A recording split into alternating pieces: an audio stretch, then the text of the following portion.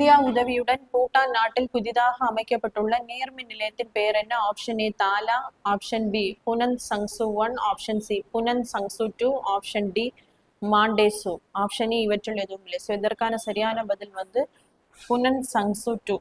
So இந்தியாவின் உதவியுடன் தான் இந்த நீர்மின் நிலையத்தில் வந்து பூட்டான் நாட்டில் வந்து அமைச்சிருக்காங்க. இதனுடைய கெப்பாசிட்டி பார்த்தீங்கன்னா 1020 மெகாவாட்.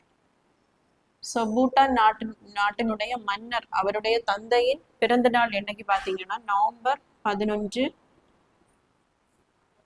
11ஆம் தேதி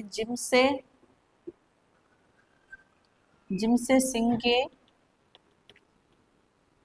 வாங்சுகின்.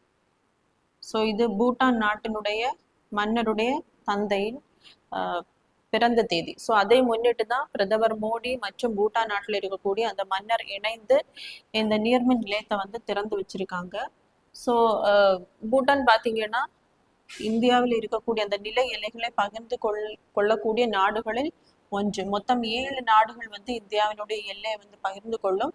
அதுல 6வது அதிகமாக எல்லையை பகிர்ந்து கொள்ள நாடு பார்த்தீங்கன்னா பூட்டான். ஸோ இது பகிர்ந்து கொள்ளக்கூடிய அந்த கிலோமீட்டர் பார்த்தீங்கன்னா 699 கிலோமீட்டர். ஸோ முதலாவதாக அந்த நிலையில பகிரக்கூடியது வந்து பங்களாதேஷ் பார்த்தீங்க அப்படின்னா 4096. ஸோ இரண்டாவது வந்து சீனா, மூன்றாவது வந்து பாகிஸ்தான், ஸோ நான்காவது பார்த்தீங்க அப்படின்னா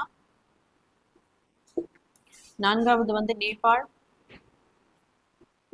ஐந்தாவது வந்து மியான்மர், 6வது பூட்டான், 7வது வந்து ஆப்கானிஸ்தான்.